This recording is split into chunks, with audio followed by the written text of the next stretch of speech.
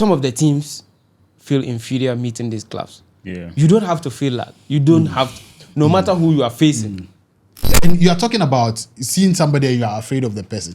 If I'm paid $1,000 and somebody is paid $100,000, why won't I be afraid of you? Yeah. But if I see you out, it's natural. Yeah. It's only North Africa and South Africa that go to these. Exactly. What happens to West Africa? West Africa. When was the last time we heard about a West African club doing something? I mean, in the world. We want to give a big round of applause to all the African teams that represented Africa in the ongoing Club World Cup. Right.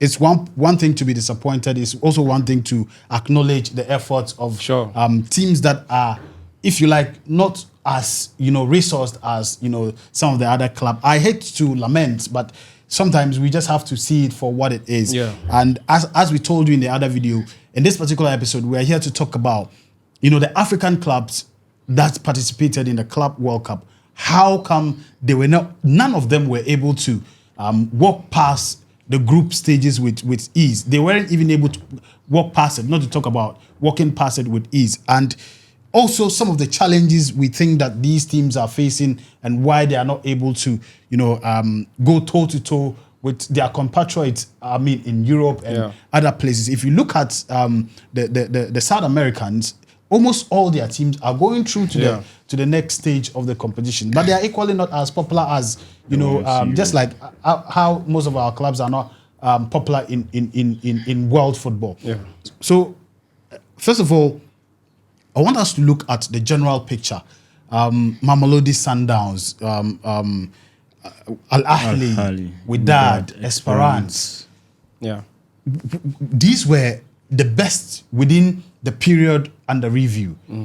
But unfortunately, none of them were able to walk past group stages. Isn't that worrying for African football? It's a big worry. For me, in as much as we feel like we are improving, we are developing as a continent, this kind of competition actually keeps us on our toes and also made us as an assessment exactly of to have a good assessment of our teams and our development in football as a whole. However, I think we also saw a bit of excitement. We also saw a bit of improvement. We also saw stuff that we can build on. So for me, disappointing, very, very disappointing. At least one team should have made it to the round of 16. For us to be having a reference as to why we are also watching the FIFA Club World Cup as a continent. So for me, a good lessons learned. I'm sure about that, and let's see what happens in the next FIFA Club World Cup. Right. But as to whether we are disappointed, of course we have to feel disappointed. We have to feel let down by our own people. However, let's build on the positives of this tournament. Yeah. Right. Let me come to you before we talk more on the positives. Yeah, for me, this tournament has proven that we are still behind. If you're going to check player quality, like with other continents, I think we are behind. And all is our CAF. I think CAF is not doing its job. Do you get it? What do you mean? Yeah. If CAF is paying players well in Africa, African players won't move to Europe. Do you get it? They are moving in. Some are moving in for the money. In that sense, you mean that CAF allows clubs that cannot pay players to have to manage clubs? Yes. Let me give you an example. Just recently, this Ghanaian goalkeeper, Danladi. Yeah. Danladi came to Ghana and he was like, you should go to Ethiopian League and see the amount they are paying players.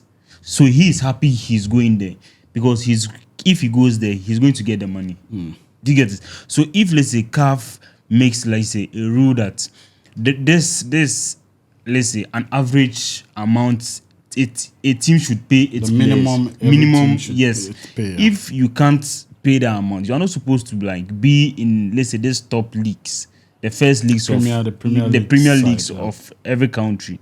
If if you check infrastructure wise, we don't have infrastructures. We don't have much academies. It's not that we don't have talent here. We have talent in Africa, but their mindset is to go Europe and play for the money. Right. So I think I'll come. CAF We'll talk should more just- about the challenges, but then generally, what are some of the positives that you were talking about positives. What are some of the positives that we can take away from this tournament as Africans, as people who follow African football? Well, for me, I think there are a few positives, and from what I've seen from Sundowns, Ahly, Wydad, and Esperance, of course, I think quality. We are all on the same level. Quality, in terms of individual players, talent-wise, talent and quality, I think we are all the same. You mean with Europe? Yeah. For me, I think quality individually. I'm not saying quality as fine. That's fine. As to maybe team management. I'm talking about player to player. The talent. Right. Player to player. Development is another thing. Exactly, because that's what I wanted to talk about. Understand? Because talent alone is different. It's different altogether. So for me, I think talent, we are all on the same level. So we've seen glimpses of it. We've seen glimpses of it in this tournament. And the other positive I think we have is just to represent it. The representing alone is a positive thing. To see four nations from Africa. 4 clubs from Africa. Is another positive. Right. To me, I think that's another positive. We can always build on something. I think it would have been a bad news if we didn't have African representation. So you can imagine what the news would have been. So for me, that's another positive. And one other thing I also think we can consider positive is some of the clubs that that represent Africa didn't just go there to represent. We have seen matches won by an African clubs. That's another positive. And they made money out of that. Exactly. Right. You made money. Right. So for me... And I understand if you win, you get $2 million. If you draw, you get $1 million. So and that goes to help the clubs. Yeah. That's a fact. So for me, these are few positive I think we can drive from the game. Yeah. Let me come to you. Yeah. First of all, let's talk about positives you have seen in this game. And you think that or you were happy about that African clubs have actually, For me, the only positive thing I saw is only in 2 teams. Okay. Ahly and Sundowns. What is that? What's that positive? Because their style of play, it doesn't differ from what Europe they are doing.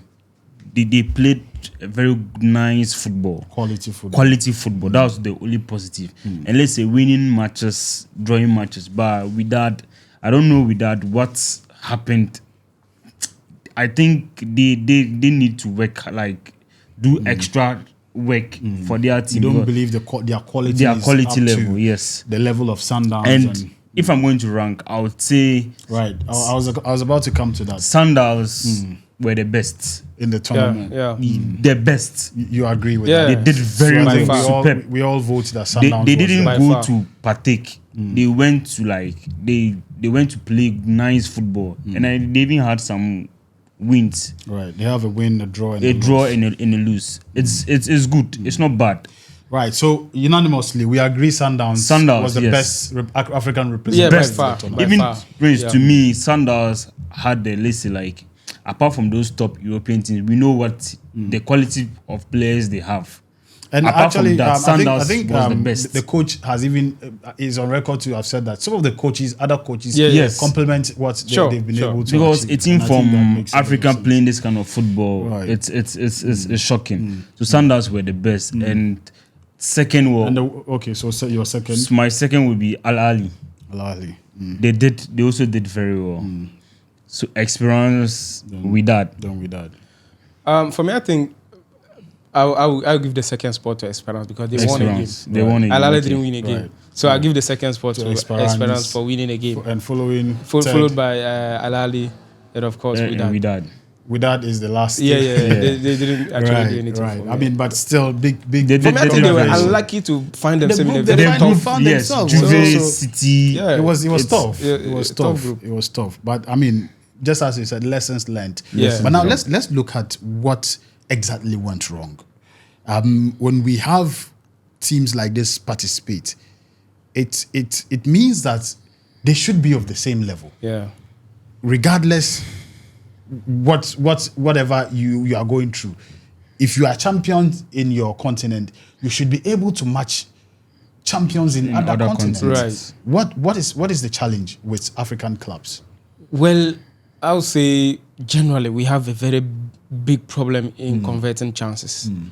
This is not the first time we've seen that. This is not the if you look at some of our African brothers who are even playing in Europe, we can see some of them. Let me chip in someone. Jackson. Jackson. Let's use Jackson as an example. No, but for me, okay, you make your point. Yeah, so I think we lack the basics of some of. But let me cut you. I don't think it's an African thing, because if you look at other African players, let's look at Gurasi. He doesn't see goal with eye. Yeah. So I think it's probably. That's why I said some. I didn't. But I wouldn't like it in that context for it to mean that African players are not able to take chances. Yeah, I don't know if you get the point. I get you. If probably maybe we can contextualize it in within the African club setting. But we have a couple of African players that we know. Sure. Where like when it comes to scoring. Right. Okay. I get a point you are making. All right. So let me put it in this context. Right. I feel like in a developing process. Yes. We don't really take good. We don't pay attention to the basics. Yes. I think that's a very big problem. We don't pay attention to the basics of either finishing and other stuff, other basic stuff in the game. If we start to, pay more attention to these basics, for me, I think we'll go a long way. So you think that development is the barrier? Yes, they do better development there than we do in It's Africa. clear. It's clear. Over there, they pay attention to key details, the minor details, they pay attention to that. But over here in Africa, we don't really do that. Maybe now that we've started doing it, as they've introduced a lot of coaching courses and other is it UEFA coaching licenses and all. Yeah. Now we've started it, but it will take time before we get used to it. And I know you yourself is into that as well, developing young talents. Yeah. So for me, in the community, let's take a good step by paying attention to development, especially with these areas. So for me, I think I don't really disagree with you, and that is the reason why I didn't even want us to have that African conversation, because if you look at certain players that had gone through good development, even in this country, yes, they play different. Exactly, they play different. Exactly, you get it. So I think I agree with the point that we have to have a system of developing. Our players. Sure. To give them that quality to be able to stand up to other. I don't know if that's the only one or you have another one too. Another thing I for me I feel I think was another disadvantage or wasn't positive was that yes, some of the teams feel inferior meeting these clubs. Yeah. You don't have to feel that. You don't have to, no matter who you are facing. No, if you find yourself in this kind of competition, know that you are on the same level. So you don't go into games respecting your opponent. Yes. I think some of these clubs did that. Too much respect. And it caused them. For me, I think that happens. And you could see that in Wydad against Man City. They could have done something against Man City, but the big name, I think... Even Esperance against Chelsea. Even Esperance against Chelsea. They gave so much respect to the European side, and eventually... Immediately if you put yourself in that position, you are already down. So I think that's another thing. That's your What do you think was the problem, or is the problem with? For me, I second Amando with whatever he said. Right. Initially he said developing, and if you look at something, almost all the African players who didn't start up in Africa and started up in Europe, they have a different style of play. Yeah. You see, Gurasi didn't start in Guinea. Gurasi started from France. That's why he's very good like that. I just wanted us to differentiate because Yes. regardless, he's still an African. He's still an African. So I just wanted the point to be clear. The main issue is So that we know that it's development. developing in where you come from. Yes, exactly. Developing in Africa is very bad.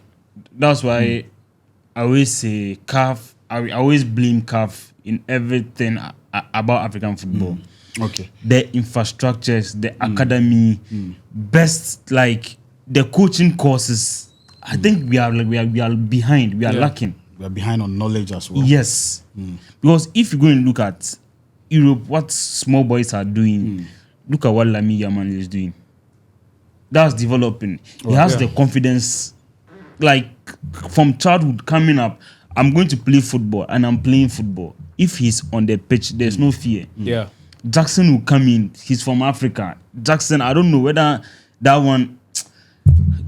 that would have. Let's make. For Jackson, I don't think he has gone through any academy. Yeah, no. So you can see you can see clear there is difference in that. Yeah. If a player plays in an academy and a player who doesn't play in an academy, if they are playing, you see difference. So that's the development. That's difference. development. Right. So And okay. And Amanda also said if the African teams they were like kind of afraid of other European teams, you are the best in Africa. You are the best. That's why you are representing us. If let's say you are not the best, you won't have find yourself there. So if let's say you are going to play against other clubs, don't give them respect that I'm going to play against Dortmund. So let me go and park the bars behind. It shouldn't be that way. Come and play your normal football. You are the best. You are the best for us. That's why you are representing us. Right. You shouldn't come and play 5 defenders and put one attack and expect to get a counter ball for that. What if the counter ball doesn't come? You can play 90 minutes without counter. It's just you play your beautiful football, go and score. But African teams, I think they were afraid of these European teams. If they are going to play, they think in their mindset, we are playing against it, we can't do anything. We are just coming to play. So let's prevent more goals. Right. So they'll go and pack at the back and they don't try to score. So I just think what Amando said is superb. But for me, I think those are the soft challenges. Yeah. You remember you were talking about the fact that players are not paid well. Yeah. Yes. The fact that these clubs are, sometimes you go to a club and then you see their playing facility and very poor. You ask yourself whether this club is actually competing to play global, or they are just they just want to do what they want to do. I want you to touch on that side. I mean, just recently we were here talking about how even the best stadium in Ghana was not fit for purpose for a CAF game. CAF game, yeah.